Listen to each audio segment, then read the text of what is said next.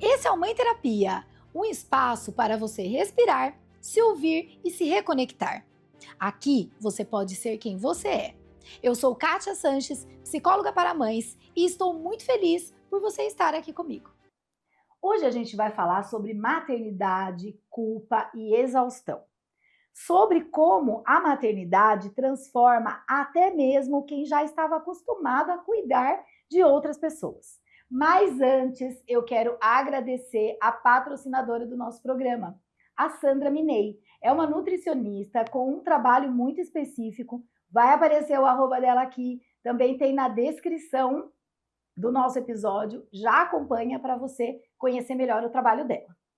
Bom, eu estou aqui com a doutora Natália, que é médica oftalmologista, pediátrica, mãe da Isabela, de 6 anos, e da Laís, de 4. Casada há 11 anos com o Carlos Eduardo, que também é médico. Portanto, a rotina é intensa dessa família, porque quem cuida também se cansa.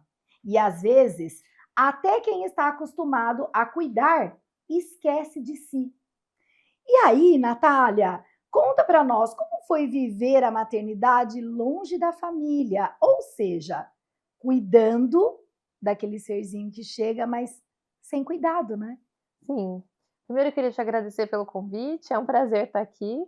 Espero que a gente possa contribuir de alguma maneira na vida de algumas mães, que passam pelos mesmos perrengues que a gente passa, né.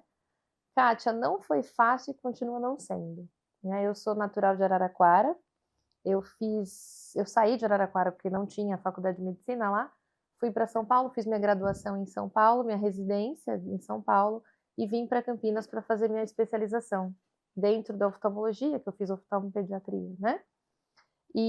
Eu terminei, eu queria voltar para Araraquara, eu sempre quis. Eu saí querendo voltar justamente por conta do desejo de ter filhos e estar perto de alguém que me trouxesse uma segurança, minha família.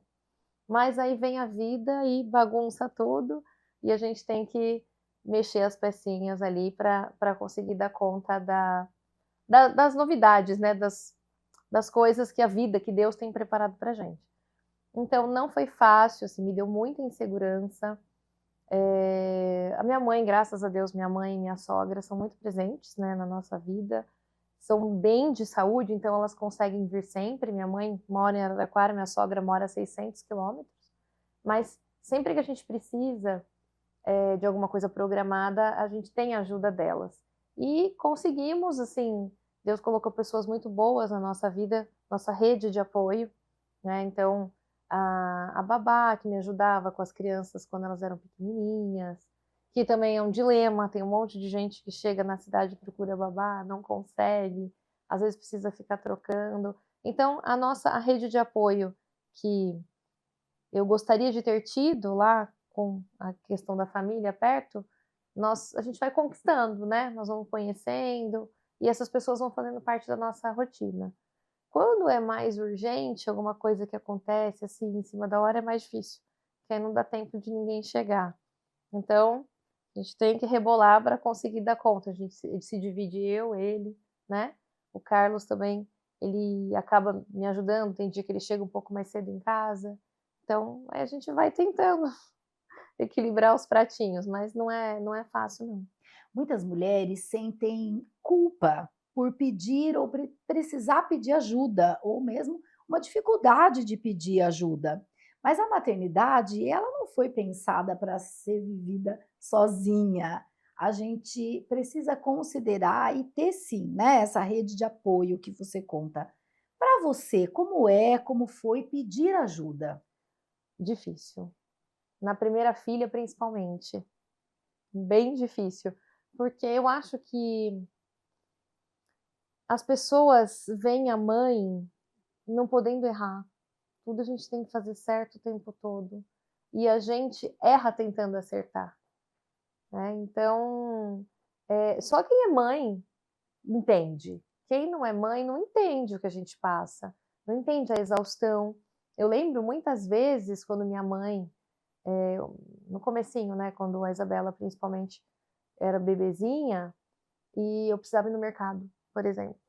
E aí eu falava: "Vai, fica com ela um pouquinho que eu vou no mercado", aí elas falavam: "Não". pode deixar que eu vou. Eu falei, não, eu preciso ir. Eu preciso sair um pouco.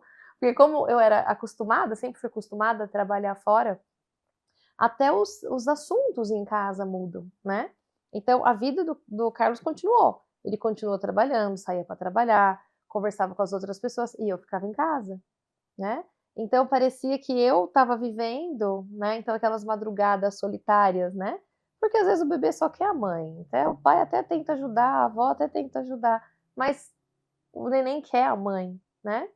Tem Então, um tinha. momento que é único, né, que é É, nosso mesmo, e por isso a solidão faz parte desse faz. processo, porque por mais que você tenha várias pessoas à sua volta, né, você não tinha tão próxima a rede de apoio da família, mas quando pedia elas vinham, você contava muito mais e conta até hoje com uma rede de apoio paga, ainda assim a gente se sente sozinha. A gente se sente sozinha. E às vezes, quando você de pedir ajuda, né, parece que tá errado pedir ajuda. Parece que você tem que dar conta de tudo, né. E no começo, sim, eu achava que eu tinha que dar conta de tudo. Eu achava que, eu tinha que ficar em último lugar, porque tudo era prioridade, menos eu. Até que eu tive um burnout, que eu achei que era uma depressão pós-parto, tardia, porque a minha segunda filha já estava com 7 meses. Ah, tá, então a primeira estava com quanto? Ela estava com 2 e 7. As E a meninas têm segunda? 2 anos de diferença, Aham, é. tá. Então eu tinha acabado de voltar da minha licença maternidade, eu trabalhava em outra cidade, eu era concursada numa outra cidade que eu tinha que ir de quinta e sexta-feira. E aí eu comecei a sentir umas coisas estranhas, eu comecei a ter tontura, eu comecei a ter amnésia, eu comecei a ter dor no braço, dor nas pernas. E eu não sabia o que estava acontecendo. Eu falei, nossa, mas será que existe uma depressão pós-parto tardia? E eu estava amamentando. Aí eu liguei para minha amiga psiquiatra, falei, ó, tô amamentando, eu posso tomar algum antidepressivo? O médico querendo se medicar, né? Se diagnosticar, né? Aí ela, vamos conversar? Porque pode ser que não seja uma depressão pós-parto. E aí eu fui, marquei a consulta, passei com ela falou, isso é um burnout? Eu falei, ué, mas o oftalmo tem burnout? Ah, ela, mas por que não teria? Não, porque para mim burnout está relacionado a profissões que têm um nível de estresse muito alto, por exemplo, emergencista, um CEO de uma empresa, pessoas que coordenam um time muito grande, né? E na oftalmologia a gente não tem isso, né? Não trabalha com urgência, nada disso. Você acha que é pouca coisa que você faz. Você tem 2 filhas bebês, praticamente, o marido, funcionário, casa, 3 cidades que você trabalha. O que você está fazendo para você? Aí quando ela fez essa pergunta para mim, eu parei assim, eu falei: "Nada". Aí ela: "Nada?" Eu falei: "Nada". Ela: "Não, mas tá tudo errado então, porque tem que começar em você". Eu lembro que ela me falou bem do jogo do dardo, né, que tem a bolinha no meio, então eu sou a bolinha ali, a mãe, né, tá ali, ao redor é a família e ao redor é o trabalho. Se o meio não tá bom, vai desestruturar tudo isso daqui. Então, e eu não queria tomar medicação na época, e ela falou: não tem jeito, eu preciso. Eu preciso que você enxergue a situação para você conseguir olhar e conseguir mudar e sair dela. Porque uma das piores características do burnout é a procrastinação. E você não vai conseguir enxergar sem a ajuda de uma medicação, mas não vai precisar tomar para o resto da sua vida. Então foram situações assim que eu tive que aceitar, né? Você não quer, você tem que dar conta de tudo. Nossa, não estou dando conta, preciso tomar um remédio, né? Então, tudo bem, vamos tomar um remédio, porque vamos dar um passo para trás para poder dar 2 passos para frente, né? Sim.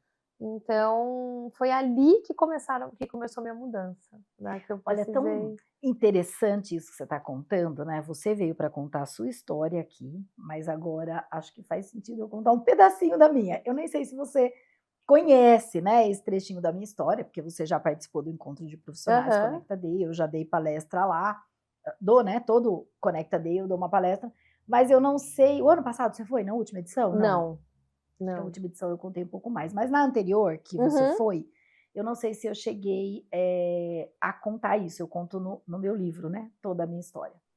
Mas talvez, ouvindo você, talvez o que eu tive também foi burnout. Mas o que acontece? A gente, enquanto psicóloga, e aí a mesma coisa que você disse, eu, enquanto médica, ó, médica querendo se medicar, ou enfim, a gente acha que a gente sabe tudo, né? Então, eu achava que eu sabia tudo o que estava acontecendo comigo, né? Eu era uma psicóloga já há muitos anos quando eu me tornei mãe. E eu fui tendo isso, tontura, fui tendo descamação nos dedos, porque os seus filhos as suas filhas são 2 anos de diferença. 2 anos, é. Os meus, que eu tenho um menino, né, e uma menina, é 1 ano e 5 meses de diferença. Senhora. Então, eu fui passando por, né, todo esse cansaço, estresse, e eu também queria dar conta de tudo, e achava que a responsabilidade era minha, e eu também tinha uma necessidade de controlar tudo, e aí eu fui ao longo de alguns meses adoecendo.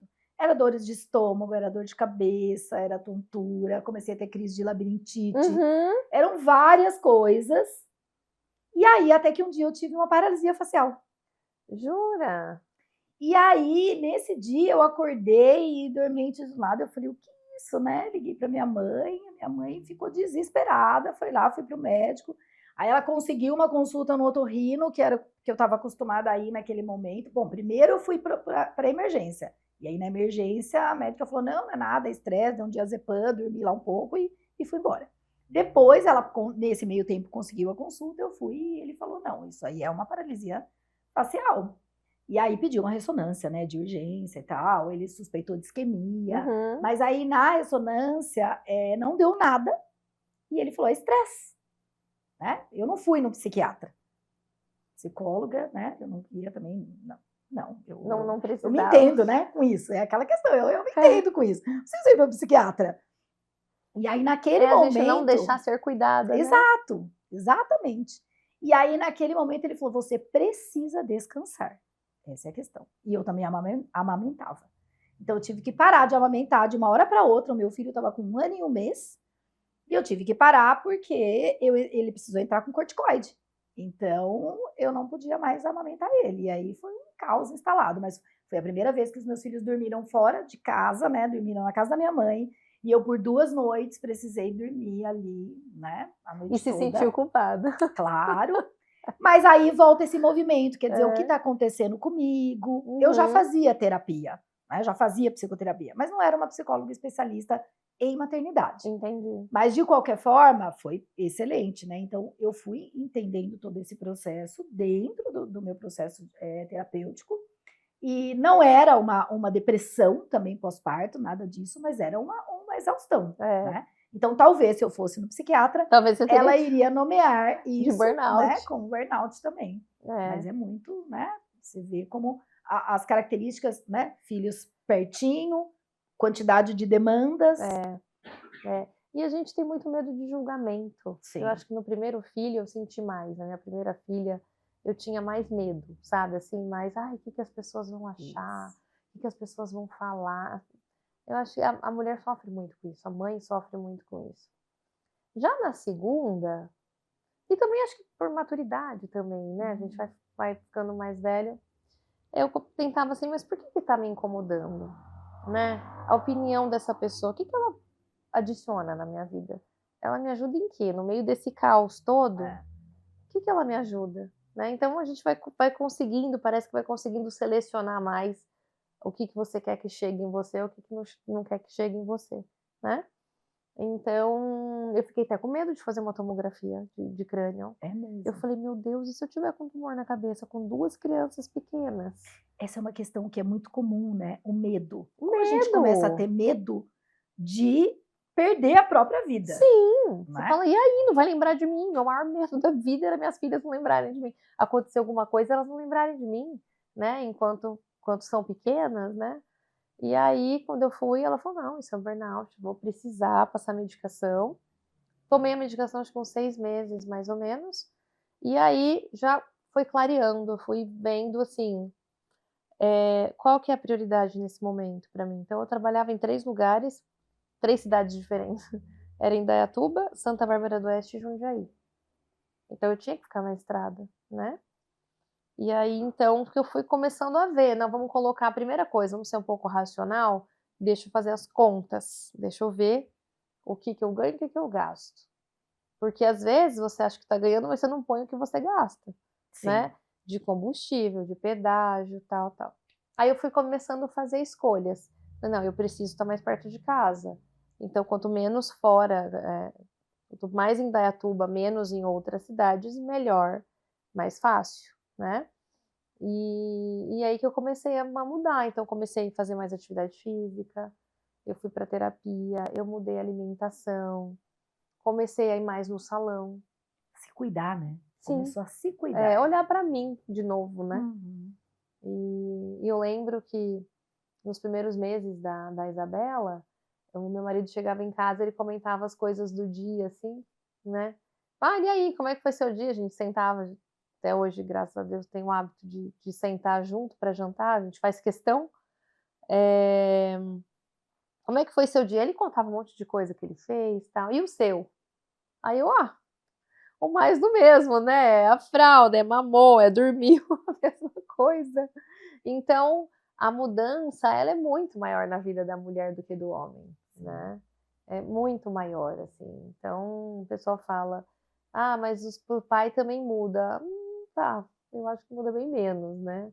Porque a gente tem alteração hormonal, você tem as coisas que você fazia, aquela independência, que agora você tem uma pessoinha que depende de você 24 horas por dia, né? Então, mais difícil, sim, é mais pesado. E tem semanas que eu tô me sinto menos culpada, tem semana que eu me sinto mais culpada, né? Altos e baixos, né, É, Natália? E assim, vamos voltar um pouquinho. Você chegou a comentar que você teve dificuldades na amamentação. Como tive. que foi, né, Nossa, muito difícil. essa experiência com a amamentação? Muito difícil. Eu acho que tem coisas que foca mais no parto e não foca muito na amamentação. E sou médica, então, para você ver que a dificuldade tá em todo Exato. mundo, né? Então, Não importa a porque profissão, ela a estudou maternidade. isso, porque na faculdade a gente passa pela É, obstetrícia, passa pela pediatria, né? Então a gente vê isso. Só que as pessoas, mas ela é médica, não vai ter dificuldade. Não! Aqui é carne e osso, é igual todo mundo, né? exato. Então, eu tive dificuldade a primeira e comecei a complementar, fazer complementação, assim, segurei o máximo que dava, mas aí quando acompanhava todo dia o peso, se ela estava ganhando peso, se não estava ganhando peso. Aí quando ela chegou próximo de 3 meses, que ela perdeu 10 gramas ao invés dela ganhar, falei, para mim chega. Para mim chega, eu não vou colocar a vida dela em risco, porque eu quero amamentar exclusivo. Não tá dando, não tá sendo suficiente, né? Então, a pediatra orientou, não, você vai continuar amamentando, o que você vai fazer é uma complementação. Ela vai receber o seu leite, mas depois que ela terminar de mamar, você vai dar uma mamadeira com o suplemento, né? Com a fórmula. E aí, eu vi ela ficando mais gordinha, ela ganhando peso, aí parece que começou até a fluir melhor, né? Porque a gente acha que tem que amamentar, que tem que nascer de parto normal, Sim. que tudo tem que, né? E não tem, cada um é de um jeito, cada E a organismo. idealização, né? Como a gente vai idealizando, O construindo pessoal um romantiza cenário. demais, né, a maternidade. E é difícil, e é você escolher todos os dias lutar pelos seus filhos, né? Não é fácil, não. Mas aí você abre a internet, tá lá, Isso. romantizando a maternidade. Uhum. Ninguém fala a parte do perrengue, né? Uhum. Como é difícil, de tudo que a gente tem que abrir mão. Mas tem outras coisas que ficam mais fáceis também. Eu acho que a gente passa a priorizar o que de fato tem importância na Sim. nossa vida. As outras coisas ficam muito pequenas em relação ao amor que a gente tem, ao cuidado que a gente tem. Então, da mesma maneira que é difícil, não sei, é tão contraditório, é difícil explicar. É só passando, né? Da Só. mesma maneira que você tem um monte de demandas, né? Aumenta muito a sua demanda, a vida passa a ser mais simples, Uhum. né? Então, o que de fato eu quero para É. minha vida, O que eu, né? o que eu digo sempre é, depois que a gente se torna mãe, a felicidade, ela muda muito o conceito de felicidade. Porque muito, aí a gente começa a encontrar a felicidade em coisas tão pequenas muito. como, né, ver o filho sorrindo, você conseguir fazer uma refeição sem interrupção, Tomar você um banho. conseguir tomar um banho, dormir uma noite de sono. É. São muitas questões, né? Quando você diz assim, ninguém fala sobre os perrengues que a gente passa, né, na maternidade. E é um dos motivos que existe mãe terapia, que é para a gente mostrar as realidades, para que outras mulheres não se sintam sozinhas, porque é tudo muito parece que com as outras pessoas é diferente, né? Aquele ditado, a grama do vizinho é mais verde. E na verdade não, todas as mães têm dificuldades, em maior ou menor grau. Às vezes uma teve dificuldade na amamentação, outra no parto, enfim, uma no puerpério, outra na primeira infância. Não tem jeito, né? A maternidade é maravilhosa, mas ela é difícil. E aí, você em algum momento se sentiu frustrada ou com culpa por essa questão da amamentação, de ter que complementar e tudo isso? Sim, me senti. Com certeza. Tipo, não sou suficiente. Ah lá, é isso né? mesmo. Tive sim. Eu senti. E até que eu demorei, né? Assim, para eu aceitar, foram quase 3 meses. Ela estava chegando no 3º mês. Eu falei, não, chega. Eu vou fazer o que precisa ser feito, né? Não é bem do jeito que eu gostaria, mas eu tenho que priorizar a saúde dela, né? Agora que ela perdeu 10 gramas, foram 10 gramas, mas era uma perda. Perdeu 10 gramas, ou seja, não está sendo suficiente. Então, eu preciso tomar uma atitude, Sim. né? E fiquei um tempo assim, mas depois aí você começa a conversar com uma pessoa, mãe, conversa com uma outra mãe, porque você acha que só tá com você aquele problema ali. Você fala, nossa, todo mundo conseguiu amamentar. Aí você conversa com uma, conversa com outra, você começa. Todo mundo. São raras as mulheres que não tiveram dificuldade na amamentação. A maioria teve dificuldade. Ou o bico do peito que racha e dói, o neném tem que mamar com sangue, né? Eu lembro, e não me falaram isso no hospital, porque quando o neném nasce, ele sai só o colostro, né? A pojadura, que é a descida do leite, ela começa depois de 72 horas. Isso. Já estamos em casa com 72 horas, né? Então, meu leite começou a descer de fato em casa. Sim. Eu lembro que eu tomava banho e aí não podia tomar banho morno, porque a mama estava engurgitada, dura, quente, né? Aquela inflamada. E se colocasse água morna, podia dar obstrução, para dar mastite. Você não podia fazer compressa fria, porque também não, você tinha que massagear. Você fica perdida, né? Também Você fala, não no que posso fazer nada. Eu lembro quando caía a água do chuveiro, parecia que estava enfiando agulha na minha mama, assim. Eu falei, meu Deus do céu, quanto tempo será que vai melhorar isso? Porque falavam, vai melhorar, mas a gente quer que melhore de um dia para o outro, né? E ninguém conta, ou a gente nunca vai imaginar que vai existir essa dificuldade ou essa dor. Porque é como você falou, né? Todo mundo se prepara para o parto, mas ninguém se prepara emocionalmente para todas as dificuldades reais da maternidade, né?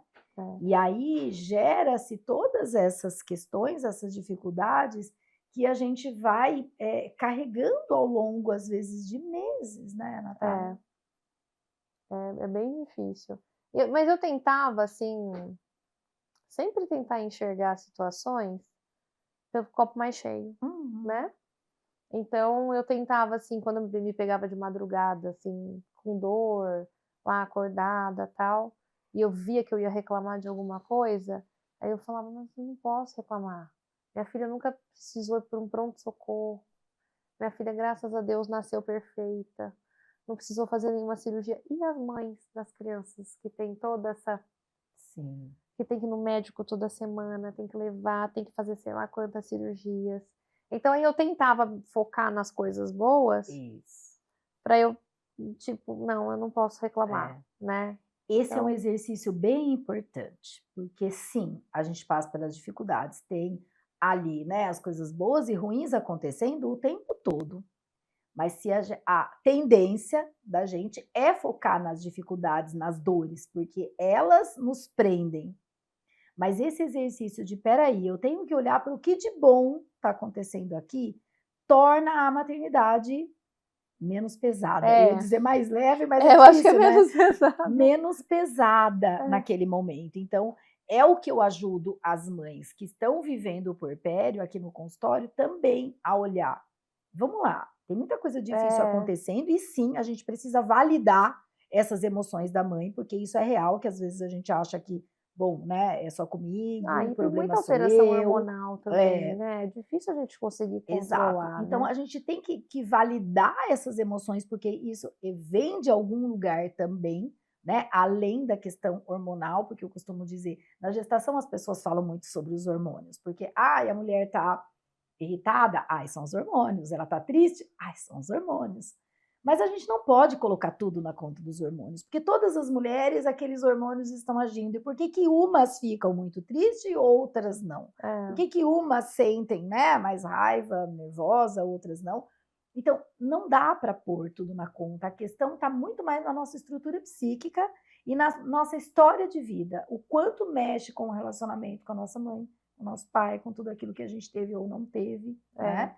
Então, no puerpério, nesse momento da amamentação, também tem ali, né, uma mudança muito grande fisiológica, hormonal. Isso está mexendo? Claro, mas também não é só isso. Então, é um conjunto de coisas que a gente fica perdida, né? E tudo isso é muito forte.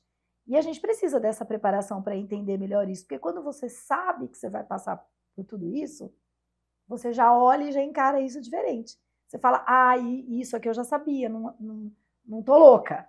Porque Uhum. a gente pensa em alguns A momentos que a gente gente tá louca, pensa. A né? gente você Você fala pensou que você isso? acha que você nunca vai mais vai voltar ao Ah normal. lá. Você fala: "Meu Deus, mas será que vai ser assim pra sempre? É, Será que eu vou sentir isso pra sempre? Será que a minha filha nasceu, eu vou ficar assim pra sempre?", né. Aí você começa a sentir falta de algumas coisas de antes de ter hum, filho, né. Mas você consegue enxergar também, aos poucos, quando vai acalmando, sim, você sim. consegue enxergar que eu acho que os filhos tornam a gente muito melhores, né. Sim. Eu tenho 2 meninas, Uhum. então a gente sabe que apesar de todo o movimento feminino que já foi feito até hoje, a gente sabe que para a mulher tem algumas coisas que são um pouco mais difíceis, Sim, né. sim. E eu preciso ser espelho para elas, eu preciso Isso. ser exemplo. É. Então, eu sempre que eu tenho uma dificuldade também, eu penso, né: "Puxa, mas se eu desistir agora, elas vão ver que eu desisti". E eu preciso mostrar para elas que a gente não pode É. desistir, né. Então, às vezes, os momentos que eu tenho que deixá-las em casa para ir atender algum paciente, né. Então eu tento falar para elas que o meu trabalho, eu não tento associar na cabecinha delas trabalho com dinheiro, Isso, acho que isso é bem né. importante. Eu falo que o meu trabalho ele é importante para mim, é importante para elas e é importante para as pessoas que a mamãe cuida, Isso. né. Então, que a gente só consegue crescer, né, conquistar as coisas com o nosso trabalho, É. né. Então, eu tento mostrar sempre isso para elas, né. "Ah, ó, a mamãe tá indo, mas a mamãe vai voltar". E por quê? Porque, eu espero que elas façam isso na vida delas, que elas Uhum. sejam independentes, né. Nós somos em 3 filhas. Minhas irmãs são gêmeas, são 1 ano e meio mais velhas que e eu nasci e as minhas irmãs foram prematuras, Tá. não tinha nem UTI neonatal naquela época, aí eu nasci a termo, né, foi tudo bem e tal. E o meu pai sempre ouvi falar, meu pai também era médico, Eu ia perguntar isso. meu pai era Sua mãe não? anestesista, minha mãe é engenheira civil. Tá. E meu pai e as 3 são médicos. Eu nunca ouvi meu pai falar As pra suas gente irmãs? É, olha só que nunca bacana. ouvi meu pai falar pra gente fazer medicina, Hum, nunca, mas o exemplo dele era tão grande que as 3 quiseram fazer medicina. que bonito. Ele saía cantando, sabe, para ir trabalhar, voltava cantando. Aí o dia que ele salvava a vida de alguém, ele chegava em casa: "Olha, o papai salvou a vida", e a gente só escutando, sabe, ele contar a história, mas ele nunca falou. Só que uma coisa que ele falava pra gente é: "Olha, hoje em dia os casamentos estão diferentes do nosso tempo, de alguns anos atrás. Então, vocês precisam ser independentes". Ele falou: "Eu sei, eu sou homem, eu sou pai de 3 mulheres, mas eu preciso criar vocês de maneira independente, porque os casamentos não estão durando, e se algum dia vocês se casarem e não der certo, vocês não saem com uma mão na frente e outra atrás. Então, isso foi muito, muito presente na nossa vida sempre, né? E por eu ter tido 2 meninas, então eu tento passar para elas a mesma coisa, né? Então, eu quero ser bailarina. Quando crescer, tudo bem. Vai ser feliz sendo bailarina? Tudo bem, vai ser bailarina. Elas são pequenas ainda, vai mudar muito. Sim. Na idade da Isabela, eu queria ser astronauta, imagina, né? Então, mas, por outro lado, quando eu penso em alguma dificuldade, eu penso em desistir da dificuldade, eu penso que eu preciso ser espelho para elas ali. E também quando, às vezes, eu perco a paciência e eu erro, me dá aquele arrependimento, eu peço desculpas. Porque da mesma maneira, fundamental. eu preciso ensinar que elas precisam pedir desculpa quando elas erram, né? Eu não vou acertar sempre. E tá tudo bem. Ninguém acerta sempre. A gente assumir o erro, né? Porque se eu não dou o exemplo de pedir desculpa, elas não vão aprender a pedir desculpa quando elas errarem, né? Então, a gente precisa, não é porque eu sou a mãe que eu vou estar sempre certa, não, a gente erra, né? Você vê que você fez alguma atitude que a criança ficou magoada, poxa, desculpa, filha, não foi isso que a mamãe quis dizer, né? Eu errei, então eu acho importante isso para elas aprenderem, né? Sim, perfeito. A pedir. Aproveitando que você está falando, né, essa questão do trabalho e o quanto você preza por mostrar, né, essas coisas positivas e dar um bom exemplo para suas filhas, como é que foi o retorno ao trabalho? Nossa, foi Teve difícil. culpa? Com que idade delas você voltou para o trabalho? Eu voltei cedo. Eu voltei muito cedo, por necessidade mesmo, né? Então, eu já estava mais autônoma, né? Na época. Então, autônomo no trabalho não ganha, né? Então, é difícil. Eu sei bem como é. É difícil de um lado e é fácil do outro. Você consegue fazer a agenda do jeito que você precisa, mas, por outro lado, se acontece alguma coisa, não tem nada que te apoie. Então, tinha meu marido que sempre esteve lá disposto, se precisar de alguma coisa. Mas a Isabela eu voltei com 4 meses e a Laís com 45 dias. Tá. Eu voltei meio período. Eu, na verdade, da Laís, a Isabela ainda foi bem, assim, eu fiquei 4 meses em casa e eu queria ter ficado mais, né, pelo menos uns 6 meses, mas não consegui. E da Laís, com 45 dias, eu ia pro consultório, atendia 3 pacientes e voltava. Então, amamentava, ela tirava uma soneca, na soneca dela eu ia. Aí eu atendia 3 pacientes e voltava. Aí eu fui voltar um pouco mais, assim, ela devia ter uns 3. Que aí eu tinha que ordenhar leite, voltar para casa, aí ela amamentava, eu ia trabalhar à tarde, o leite que eu tinha ordenhado de manhã era ofertado para ela à tarde, aí quando eu voltava no final do dia ela já mamava. Bem puxado, né, tudo isso. Puxado. E ficou aleitamento exclusivo, 6 meses. E você aguentou bastante, né, porque bem puxado, e você conseguir exclusivo até 6 meses, voltando a trabalhar tão cedo, né? Então, assim, foi muita dedicação, né? Foi. Aí depois, lá na frente, o resultado do burnout, a gente vai ver, né? Porque não tem jeito. Eu digo, a conta da maternidade, ela vem. Uma hora ela vem, né? E, às vezes, a gente se doa muito. Mas algumas mães se doam, ultrapassam os seus limites.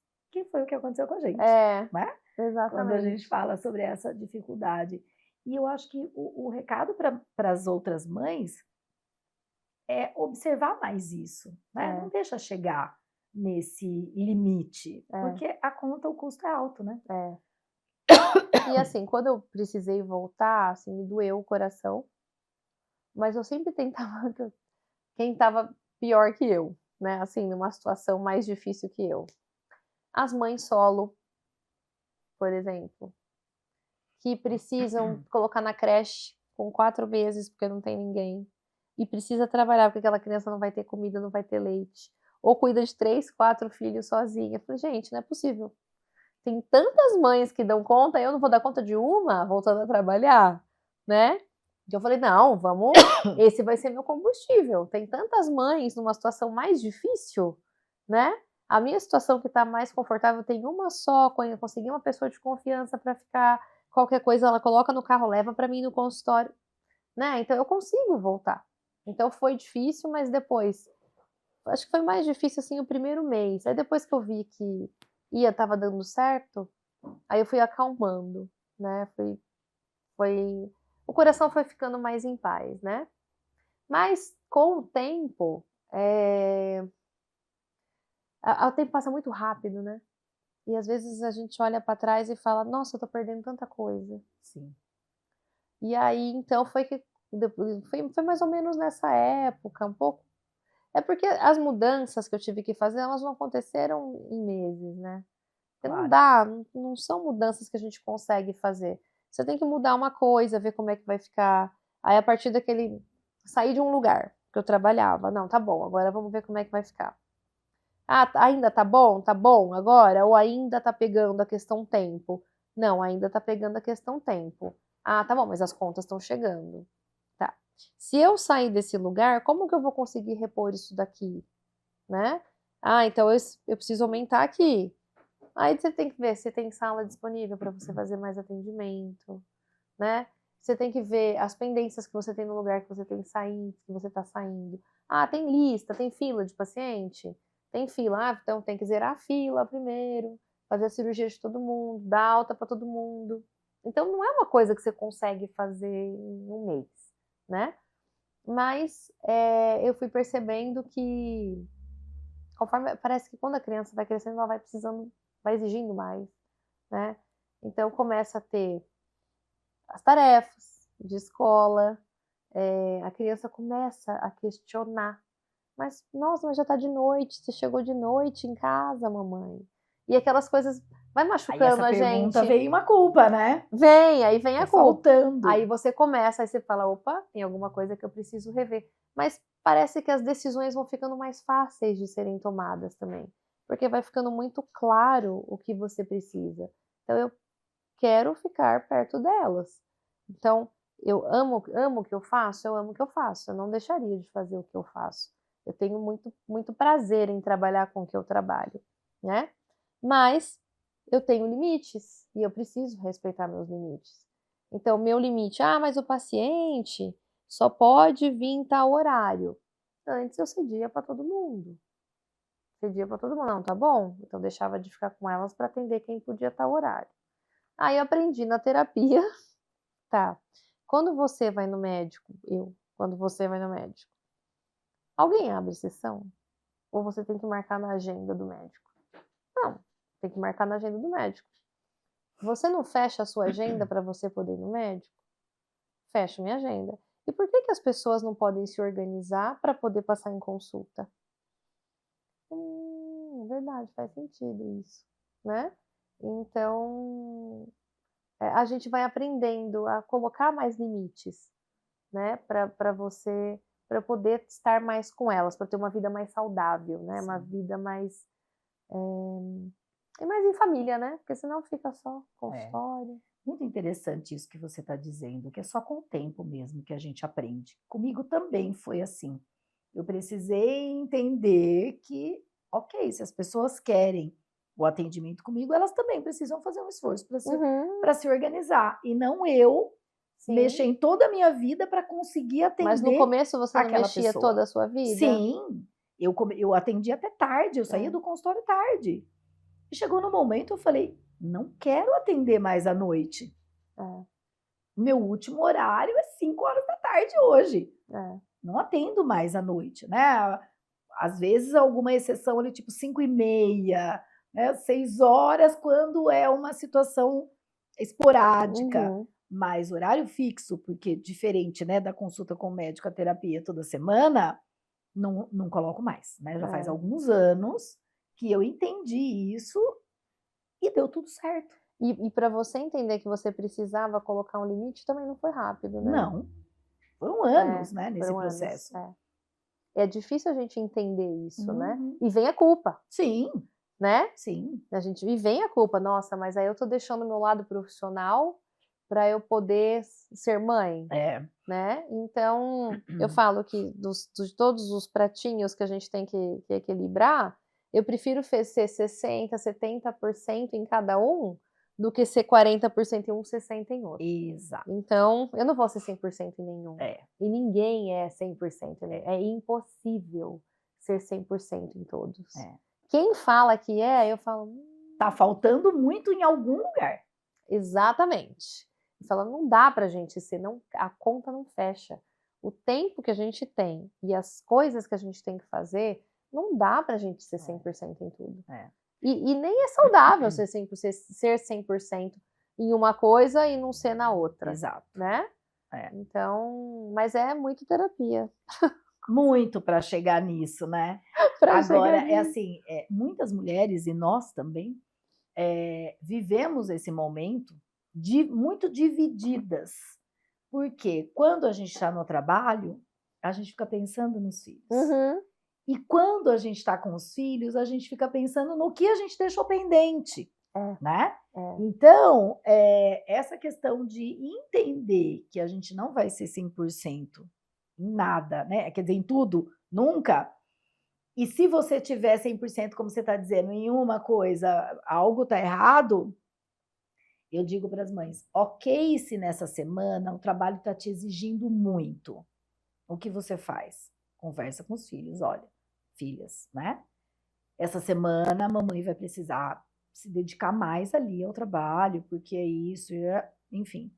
Na próxima semana ou no final de semana a gente vai compensar isso. Uhum. Então, sim, é possível, às vezes, você ter que se dedicar quase que 100% naquele momento, mas é pontual, porque depois você desce um e sobe outro. Aí a gente não pode perder a mão. Exato. Porque se você deixar, o trabalho te engole. Sim. Aí sim. você tem que voltar lá, não, qual é o meu objetivo? Exato. Não posso sair do meu objetivo aqui. Meu objetivo é esse daqui, é aqui que eu focarei. Né? Porque é muito fácil a gente se perder e voltar a tudo que era antes, né? É bem fácil então, mesmo. Ainda mais as pessoas que têm, né, que gostam muito do seu trabalho ou que têm uma demanda grande de trabalho. Então você se envolve e vai embora, né? Tá. Que mais? Vamos ver, né? Você falou sobre a questão do burnout. O que mais te sobrecarregava que você acha que chegou nesse processo? Acho que tudo misturado. Eu acho que é não dormir, ter que trabalhar. Eu tive arritmia.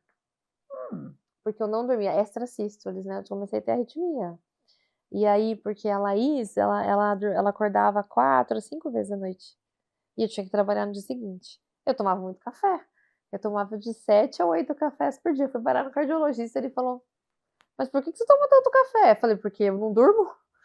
Eu não durmo. Ele falou, Natália, não dá? Não dá. As principais causas de extrasístole é bebida estimulante e cansaço. Você tá com os dois, né? Então, pode começar a diminuir o café aí, né?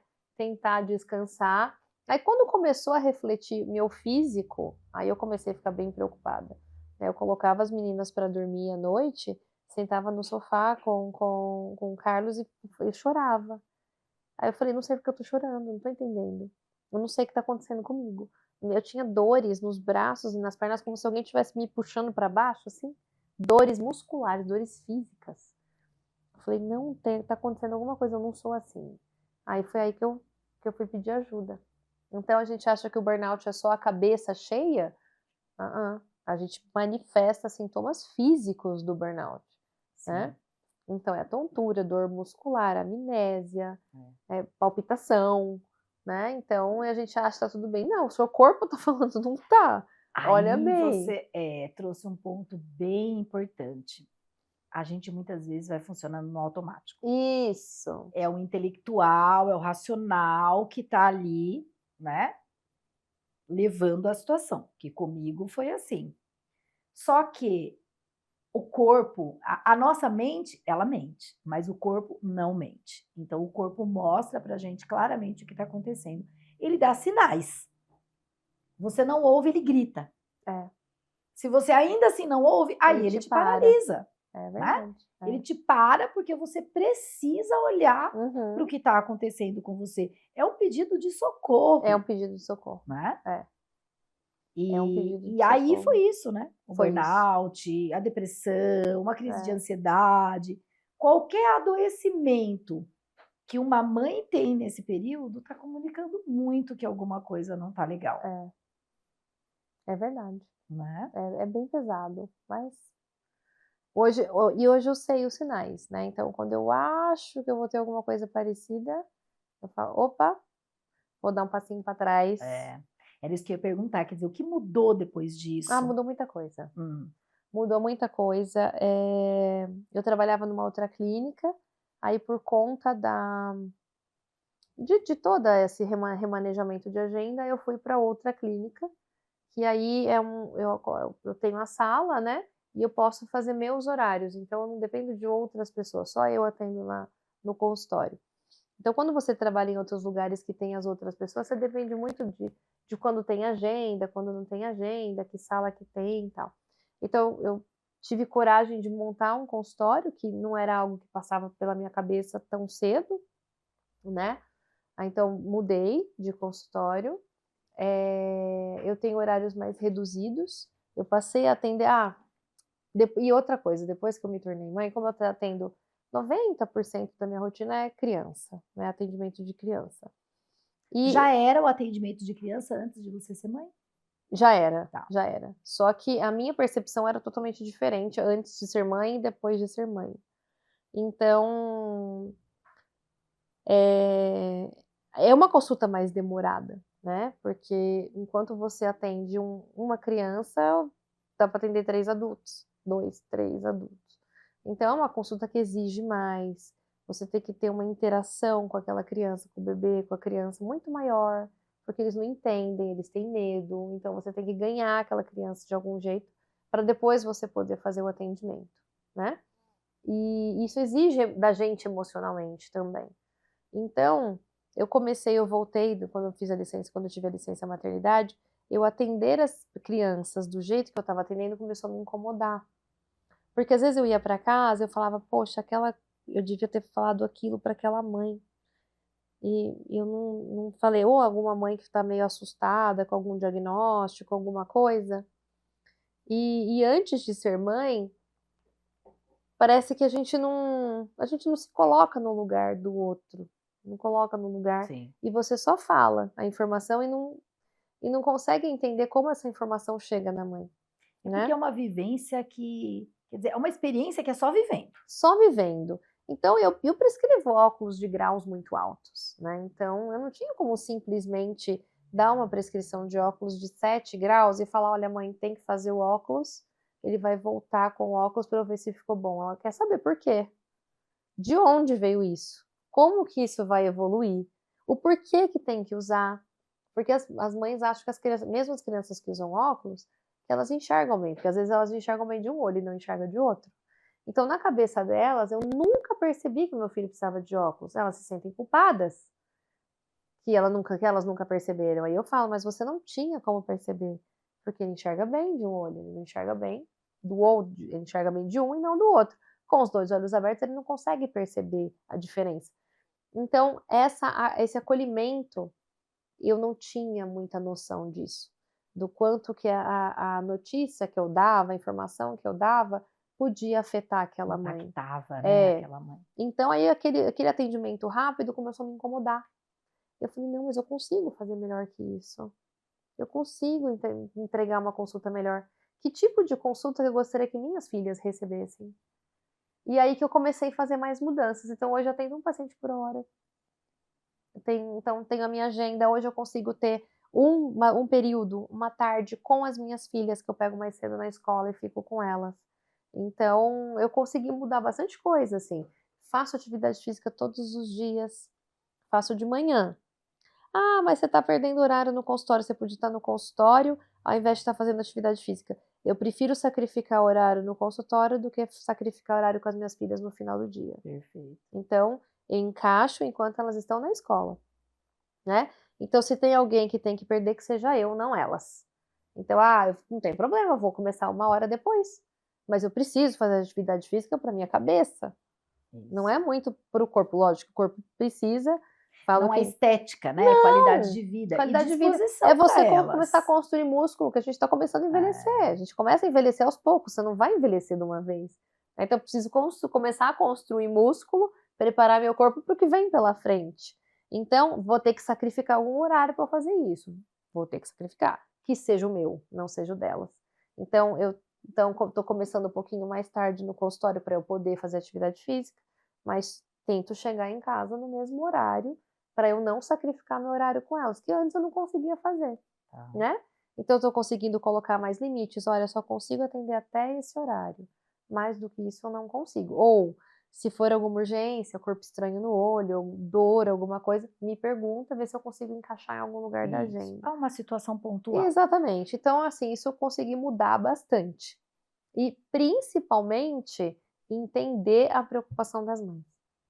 Que para tanta gente parece besteira, mas para aquela mãe aquilo ali não é uma besteira. Ela acha que ela tá vendo alguma coisa, olha, eu tô achando que o olhinho dele tá entortando. Eu vi que não é, que não tá.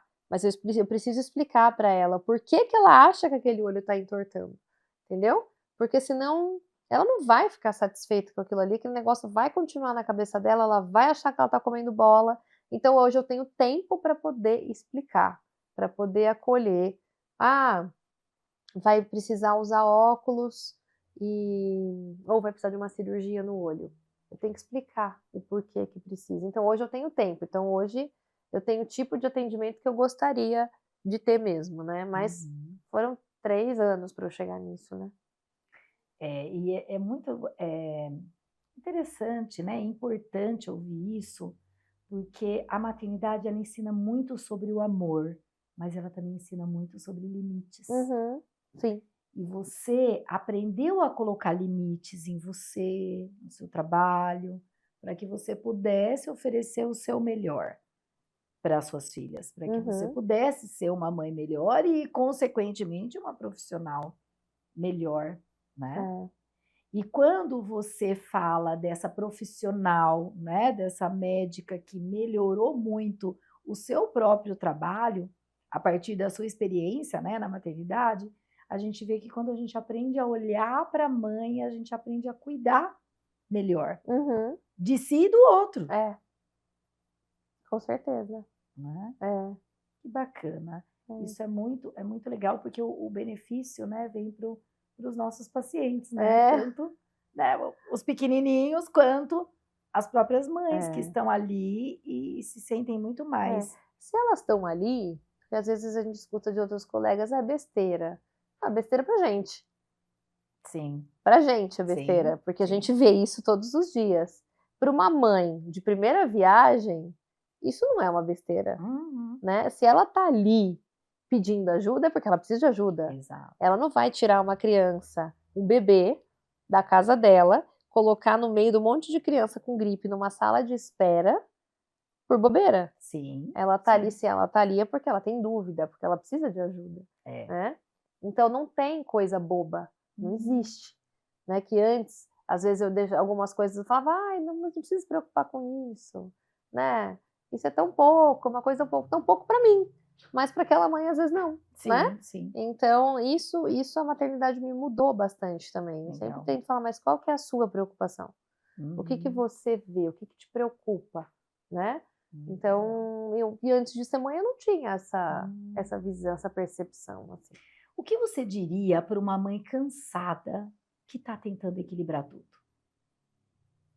Que vai passar. Para ela não ligar para as opiniões, para ela sempre ouvir o coração dela, para ter as pessoas certas para ela confiar. No momento de pedir ajuda, se ela acha que ela está precisando de ajuda, que tem que pedir mesmo, peça ajuda. E não desistir da profissão dela, que eu acho que é importante, porque a gente investe muito do nosso tempo, mas que aos poucos, com bastante paciência, com o passar do tempo, a gente vai conseguindo equilibrar. E que vai passar.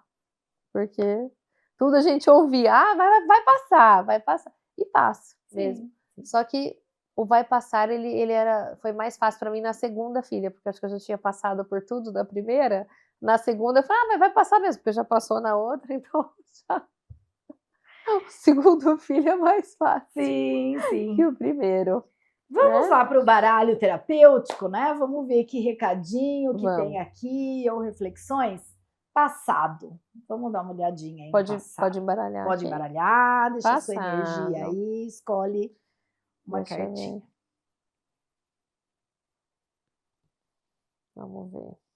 Pode ler? Sim. Nossa. Qual foi a necessidade não atendida na sua infância? Eu tenho uma coisa que hoje eu entendo. As minhas irmãs, elas nasceram muito prematuras, né? Uma nasceu com 900 gramas e uma nasceu com 1 quilo. E a prematuridade, lá no passado, ela era vista... Não existia nem um neonatal, assim. Minhas irmãs viveram, nasceram, foram pro berçário. Elas viveram porque Deus quis que vivesse. Porque elas tiveram cuidado. Imagina, nascer no interior de São Paulo, Sim. né? Então, teve uma equipe lá, o pediatra era muito bom. E durante muito tempo, e eu por ter nascido depois, né, já segunda gestação, eu ter nascido a termo, meus pais não tiveram nenhuma preocupação comigo. Então, durante muito tempo, eu achei que eu era deixada de lado, né, que faltou atenção para mim. E aí, hoje, eu que sou mãe, eu vejo que meus pais fizeram o melhor que eles podiam lá atrás, né? Que se eu tivesse no lugar deles, se eu tivesse... Eu examino o bebê na UTI, né? Neonatal, os pequenininhos. E hoje eu convivo com a prematuridade. E eu convivo com essas mães que estão lá todos os dias, que tem dia que tem notícia boa, tem dia que tem notícia ruim, e depois no outro dia notícia boa, depois a notícia ruim. Que eu não faria diferente do que eles fizeram com elas, né? Então, eu tinha uma crença de que a prematuridade podia trazer algum atraso do desenvolvimento. Então, eles iam com elas para muitos lugares para fazer teste, para ver se tinha alguma alteração, tal.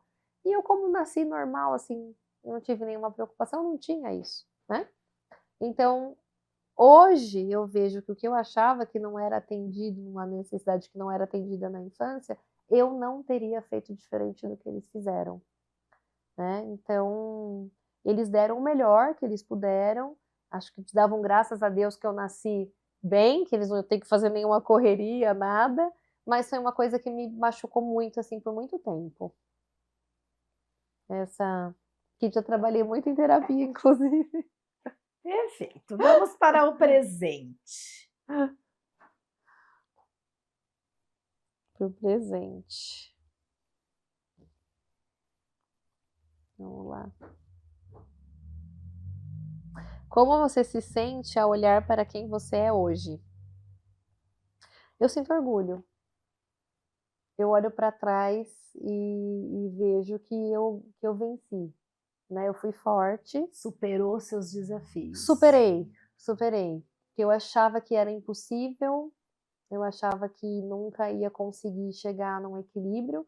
A gente continua tentando, na verdade, né? Todos os dias, isso que você falou, cada semana é de uma semana diferente da outra. Então, tem semana que eu fico, essa semana foi do jeito que eu queria. Uhum. Aí tem semana que eu falo, essa semana não foi do jeito que eu queria, então na semana que vem eu vou tentar melhorar. Sim. Mas né? hoje você lida muito melhor com as Muito suas melhor, dificuldades ou muito com melhor, seus principalmente desafios. em relação aos limites. Isso foi uma coisa que eu tive que aprender a colocar, senão minha vida não ia ser saudável. Seu corpo mostrou que deu aqui o limite, você precisa olhar para ele. E acho que assim, não só superou os seus desafios, como você se transformou. E eu me fortaleci, fiquei mais forte, né? Então, eu olho para trás, assim, se eu olhasse lá para Natália sem filhos, eu não imaginava que eu ia ser forte assim. Eu achei que eu ia, por muito menos, eu ia desistir. A gente descobre uma força que a gente não sabia que existia em nós, né? É. Futuro. Ai, meu Deus. Futuro.